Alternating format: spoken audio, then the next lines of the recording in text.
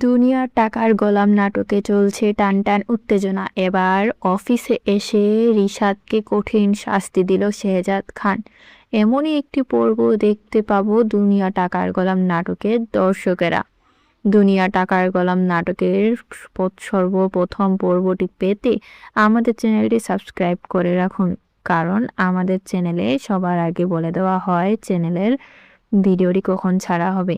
তারা সবসময় চাইতো শেহজাদ খান রিশাদকে কঠিন শাস্তি দেয়, তবে এবার রিশাদকে কঠিন শাস্তি দিল শেহজাদ খান।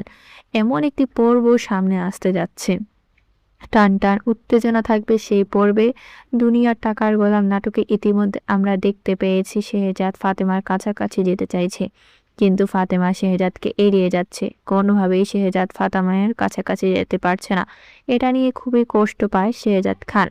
ফাতেমা খুব কষ্ট পাচ্ছে, সেও শেহজাদের কাছে যেতে পারছে না। তার তো আগে একটা বিবাহ হয়েছে, তাই তো শেহজাদ তার এখন বৈধ স্বামী নয়।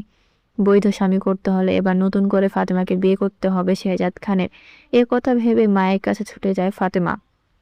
ফাতেমা শেহজাদের মাকে বলে, মা আপনি কিছু একটা করুন, আপনি যদি কিছু না করেন তাহলে আমরা এভাবে কেমন করে দিন কাটাবো।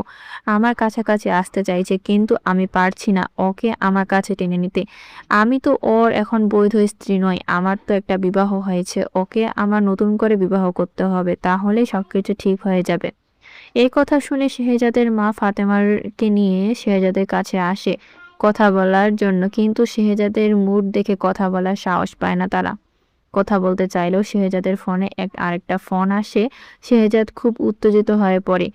শেহজাদের এমন উত্তেজনা দেখে কোনোভাবে শেহজাদকে সত্যটা বলতে পারে না। ফাতেমা ও শেহজাদের মা ইমেজে তার কোম্পানির জন্য ফোন করা হয়।